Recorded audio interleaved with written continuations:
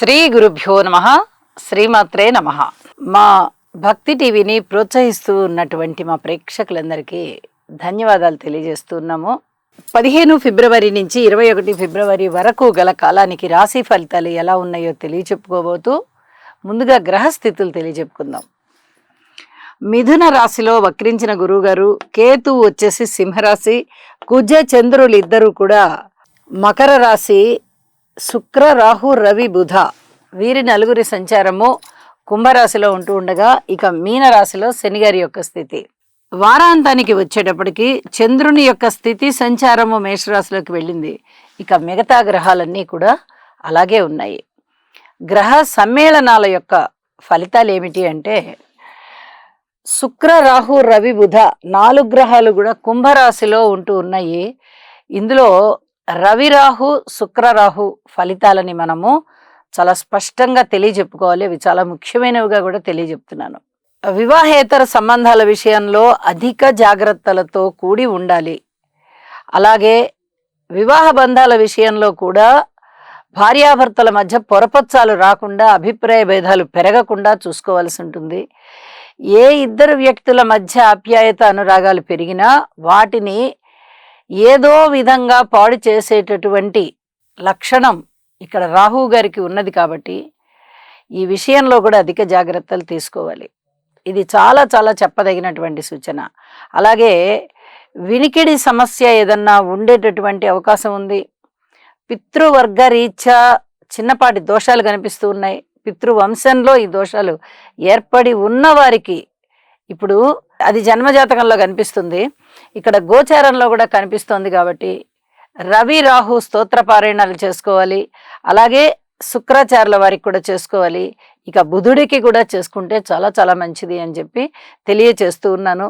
తప్పనిసరిగా రాశితో సంబంధం లేకుండా, నక్షత్రంతో సంబంధం లేదు, తప్పనిసరిగా ఇది ప్రతివారు ఆచరించడం అనేది వారి వారి యొక్క ప్రశాంత జీవితానికి దోహదపడుతుంది అని చెప్పి తెలియజేస్తూ ఉన్నాను. అలాగే గ్రహాల దృష్టుల దగ్గరికి వచ్చేటప్పటికి గురువుగారి యొక్క దృష్టి శుక్ర రవి రాహు బుధుల మీద పడుతుంది. ధనయోగాలు బాగా పెరుగుతాయి. అడ్మినిస్ట్రేషన్ కెపాసిటీ బాగా పెరుగుతుంది. అలాగే నాలెడ్జ్ బాగా పెరుగుతుంది. విద్య బాగా వస్తుంది. ఏదైనా కానీ ఒక పని పట్టుకున్నారంటే దానిని విజయం వైపుగా తీసుకెళ్ళిపోతారు. అలాంటి పరిస్థితి కనిపిస్తోంది. ఈ కుంభరాశిలోని 4 గ్రహాల సంచారం పైన గురువుగారి యొక్క దృష్టి శుభ ఫలితాలనే ఇస్తోంది. అయితే ఇది శుభాశుభ మిశ్రమం అన్నమాట. ఇటు శుభ ఫలితాలు ఉంటాయి గురువుగారి దయ వల్ల, ఆశీర్వచనం వల్ల, దృష్టి వల్ల. అటు అశుభ ఫలితాలు కూడా ఉంటాయి రాశిలో 4 గ్రహాల సంచారం వల్ల. కాబట్టి రెండిటినీ కూడా సమతౌల్యంగా తీసుకోవాల్సిందిగా మా ప్రేక్షకులందరికీ తెలియజేస్తూ ఉన్నాను. ఇక కుజ చంద్రుల యొక్క కలయిక ఇక్కడ జరుగుతూ ఉంది. మకర రాశిలో కుజుడు ఉచ్చలో ఉన్నారు. చంద్రుడు కుజుడితో పాటు కలిసి తన రాశిని చూసుకుంటూ ఉన్నారు. అయితే ఈ కుజ చంద్రుల కలయిక చేదు పదార్థాలకి సంబంధించి ఏవైనా వ్యాపారాలు చేసేవారికి బాగుంటుంది.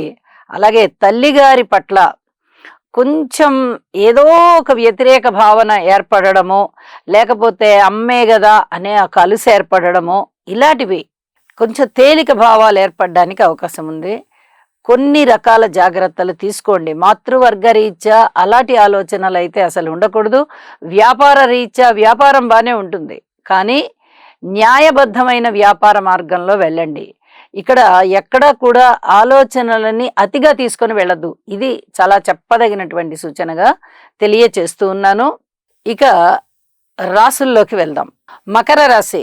మకర రాశి వారికి రాశిలో ఉన్నటువంటి చంద్రుడు, ద్వితీయంలో ఉన్నటువంటి శుక్ర బుధులు, అలాగే తృతీయంలో ఉన్నటువంటి శనిగారు, 3 వరుస రాశుల్లో వరుస గ్రహాల యొక్క అనుకూలత చాలా బాగుంది అని చెప్పచ్చు. దీనిని గ్రహ మాలికా యోగం అని కూడా చెప్తాము. అయితే రాశిలో ఉన్నటువంటి చంద్రుని వల్ల మీకు అనుకోని విధంగా వచ్చేటటువంటి ఆనందం, కాస్త మనశ్శాంతి, కాస్త 10 మందితో కలిసి రిలాక్స్ అయ్యాం మనము అనుకునే లాంటి ఆలోచనలు, చక్కటి రిలీఫ్ కలగడము, ఇవన్నీ కనిపిస్తూ ఉంటాయి.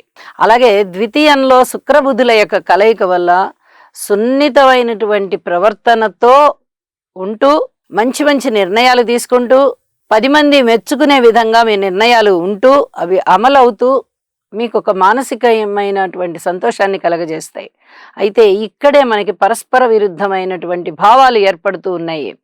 ఇదే ద్వితీయ స్థానంలో వాక్కు రీత్యా చాలా జాగ్రత్తగా ఉండాలి, కుటుంబ రీత్యా చాలా జాగ్రత్తగా ఉండాలి. అలాగే మీ వైవాహిక జీవితంలో ఉన్నటువంటి ఇబ్బందులు ఏమన్నా భార్యాభర్తల మధ్య ఉన్నట్లయితే చాలా వరకు ఇక్కడ సంయమనం పాటించుకుంటూ వెళ్ళాలి. ఇక వివాహేతర సంబంధాలు ఎవరికైనా ఉన్నట్లయితే వాటి విషయంలో కూడా పూర్తి భద్రత అవసరం. అవమానం ఉండే విధంగా ఉంటుంది, అభియోగం ఉండే విధంగా ఉంటుంది. ఈ రకమైనటువంటి వాటిని పరిస్థితుల్ని మీరు ఎదుర్కోవాలంటే ఇప్పుడు తగినంత బలము కూడా లేదు. కాబట్టి చాలా జాగ్రత్తగా ఉండండి. ఇది చాలా చెప్పదగ్గ సూచన. అన్నదమ్ముల సహాయ సహకారాలు బాగున్నాయి, మనోబలం బాగుంది, మనోబలం సిద్ధిస్తుంది, కార్యసిద్ధి జరుగుతోంది, ఇవన్నీ చాలా బాగున్నాయి. కానీ ప్రేమికుల వ్యవహారంలో కానీ భార్యాభర్తల అనుబంధ రీత్యా వెళ్ళి మాట్లాడడం కానీ ఇవేవి మీరు చెయ్యలేరు, చెయ్యకూడదు కూడా. కొద్ది రోజులు వేచి ఉన్నట్టయితే వాటంతట అవే అర్థమైపోతాయి ఎవరికి వారికి. అప్పుడు మళ్ళీ తిరిగి అనుకూలమైనటువంటి పరిస్థితులు ఉంటాయి. అప్పటి వరకు ఓర్పు కలిగి ఉండండి. ఇది చాలా చెప్పదగ్గ సూచనగా తెలియజేస్తున్నాను. గ్రహస్థితులు బాలేనప్పుడు ఇక్కడ పితృవంశ దోషం ఉందా, లేదా శుక్ర అస్తంగత్వ దోషం ఉందా, శుక్ర రాహువుల కలయిక వల్ల శుక్రుని యొక్క బ్రైట్నెస్ కూడా నిర్వీర్యం అయిపోయిందా, అన్నీ కలిసి కనిపిస్తూ ఉన్నప్పుడు జీవితం అంత పండదు. అనుకోని విధంగా వచ్చేటటువంటి ఇబ్బందులే మీకు ఎక్కువగా ఉంటాయి. కాబట్టి నవగ్రహ స్తోత్ర పారాయణాలు చేయండి, శివారాధన చేయండి, చాలా అద్భుతమైన ఫలితాలు ఉంటాయి. ఇది చాలా చెప్పదగినటువంటి సూచనగా తెలియజేస్తున్నాను. అలాగే వారాంతంలోకి వెళ్ళేటప్పటికి చతుర్థ స్థానంలోకి చంద్రుడు వచ్చి ఉన్నారు. అంత పూర్తి అనుకూలమైతే కాదు.